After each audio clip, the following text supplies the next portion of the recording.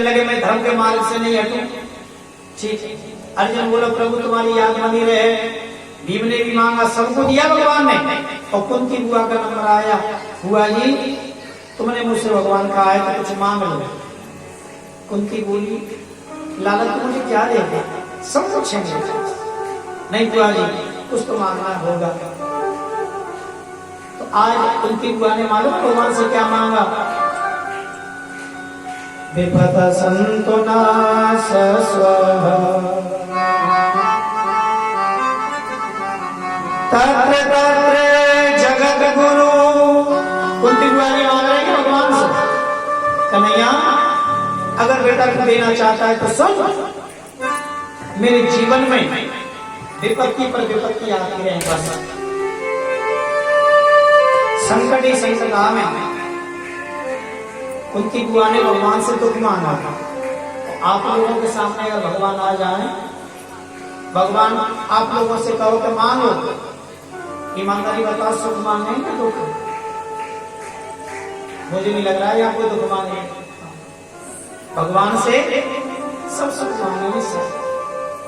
अच्छा सुख बढ़िया है तो दुख बढ़िया है भाई, चैन से भोजन मिले तो सुख ही बढ़िया हो।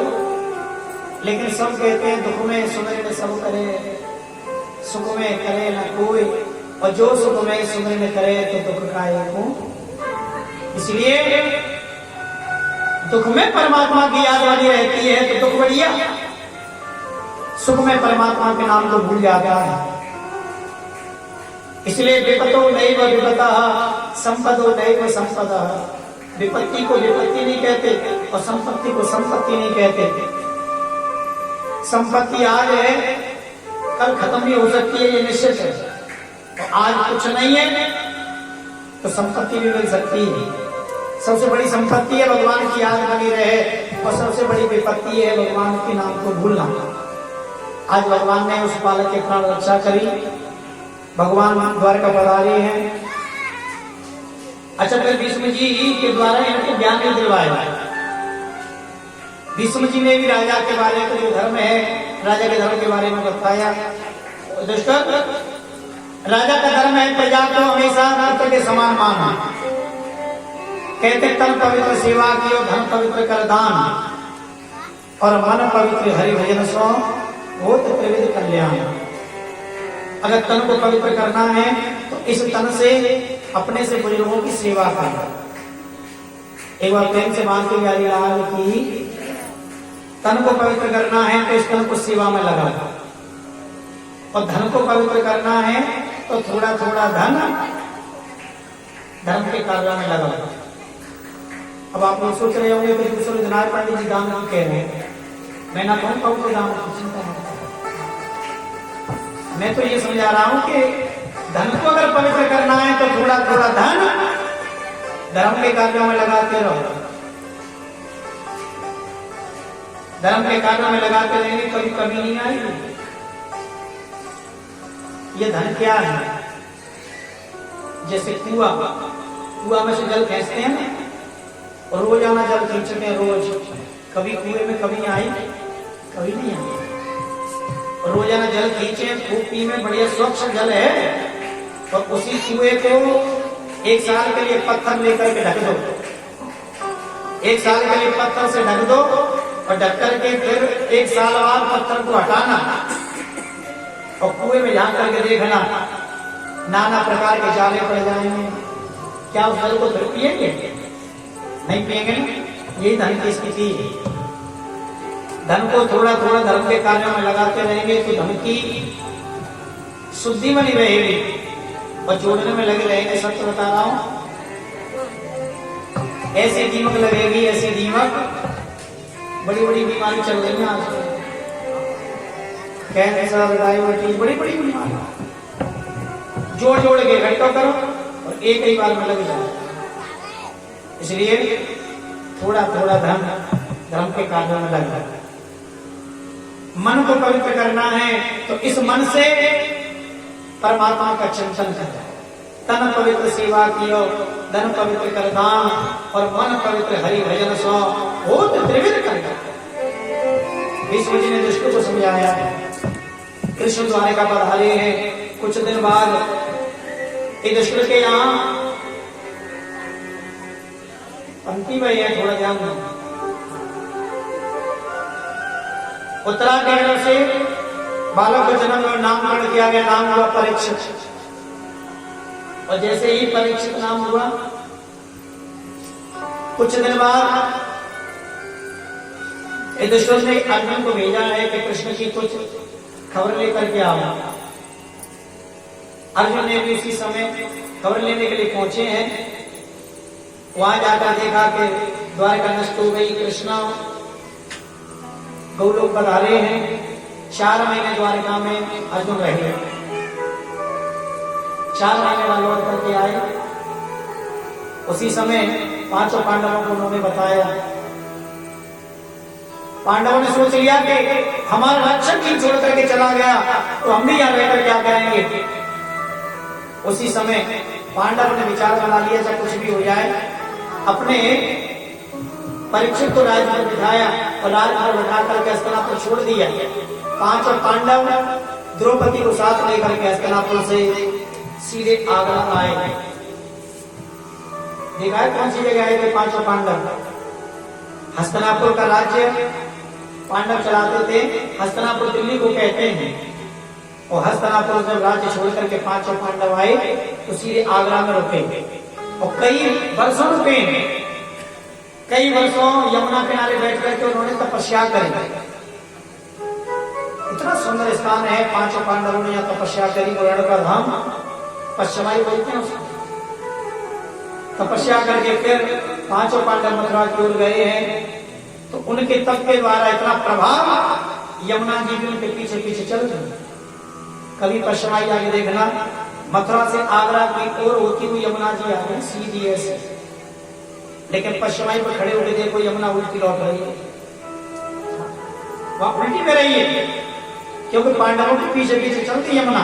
पांडवों ने कहा भैया तुम्हारा काम तो सीधो रहे, एक बार सीधो बहो, फिर मोड़ करके तब आओ। लेकिन पश्चिमाई में आज भी उल्टी बहती है यमुना। तो कई हजार वर्ष राज्य किया। फिर देश है वैकुंठ धाम पधारे। परीक्षित जी ने भी काफी सुंदर राज्य चलाया। परीक्षित जी के राज्य में अब राम राज्य बन गए। किसी भी व्यक्ति के घर में ताले नहीं लगे, किसी को पूरी पब्लिक आनंद लेती है प्रेम से। एक दिन परीक्षित जी ने अपने राजकोष को खोला। एक बहुत बड़ा मुकुट उनको दिखाई दिया। उन्होंने सोचा ये हमारे बाबा भीम लगाते होंगे, कितना बड़ा मुकुट है, इसको मैं भी लगाऊं। सोना चांदी हीरे जवाहरात से जड़ा हुआ वो मुकुट उठा करके परीक्षित ने लगा दिया।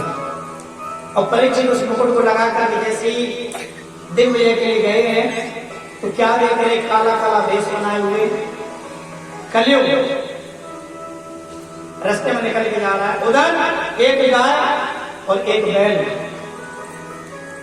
दोनों में वार्तालाप हो रहा है। अच्छा ये बैल कौन है? ये बैल है धर्म और गाय पृथ्वी। उस धर्म के, उस बैल के 3 पैर टूट चुके हैं, 3। एक पैर पे खड़ा है धर्म। अब एक पैर पे कोई खड़ा हो, न जाने किधर लग जाए, कोई भरोसा नहीं। मन में आती है कथा करेंगे, फिर मन में सोच लेते हैं चलो पीछे करेंगे, तो न जाने किधर लग जाए ये धर्म। धर्म के 4 चरण हैं, सत्य, दया, दान और पवित्रता। अगर किसी व्यक्ति को धार्मिक बनना है तो ये 4 चीज होने चाहिए, सत्य, दया, दान, पवित्रता। कलयुग के आते आते 3 पैर टूट गए। पवित्रता, दया और दान, ये तीनों खत्म है। केवल सत्य एक पैर जो वही खड़ा है। और जिस दिन सत्य का पैर टूट जाएगा उसी दिन राधे राधे ये प्रलय हो जाएगा। इसलिए सत्य मार्ग पे धर्म टिका है। उसी समय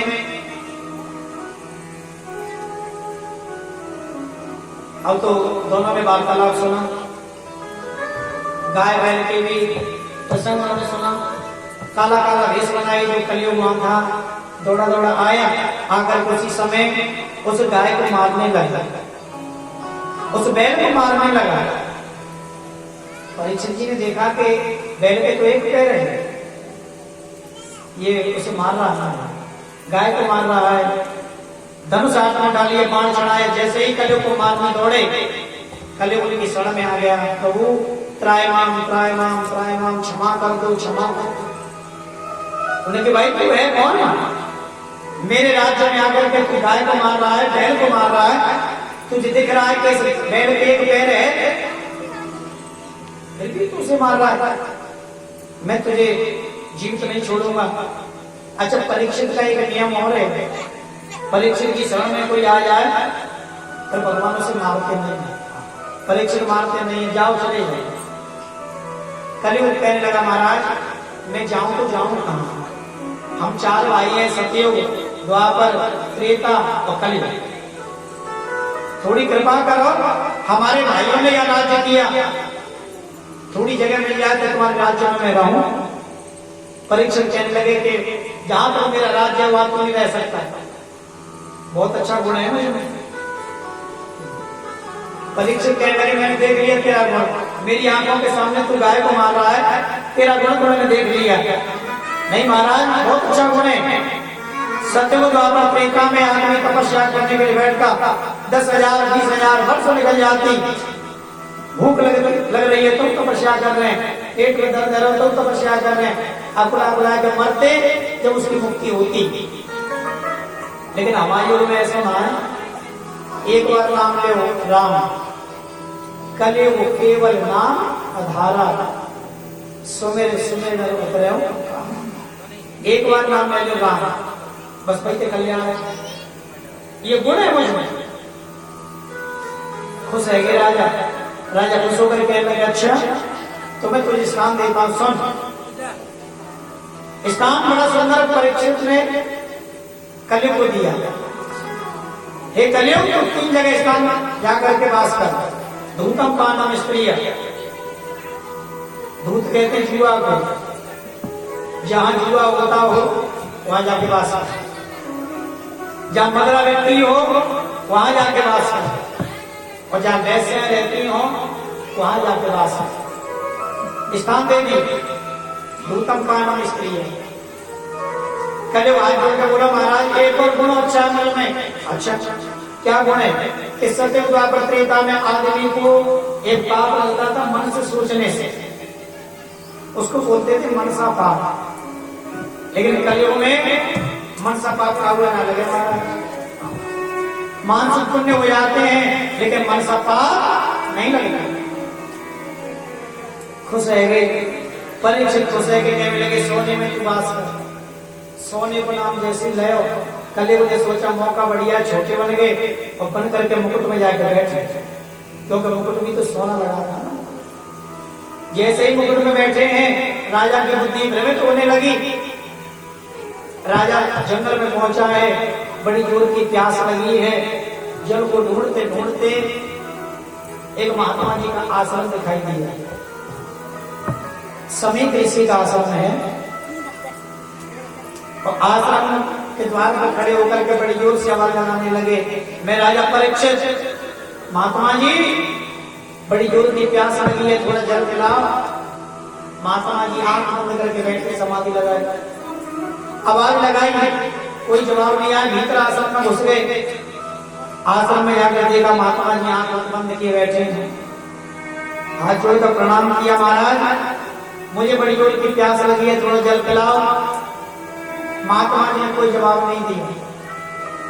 परीक्षित कहने लगे वैसे तो कहते हैं कि द्वार पर कोई भी अतिथि आ जाए उसका जलपान कराना चाहिए, मैं तो मांग रहा हूं फिर भी नहीं मिल रहा। क्रोध आ गया परीक्षित। बीच आंगन में देखा कि बहुत लंबा चौड़ा सर्प बना पड़ा है।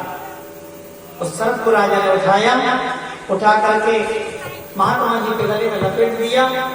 मन में सोचने लगे जब आंखें खुलेंगी तब ये देखेंगे तब मालूम पड़ेगा।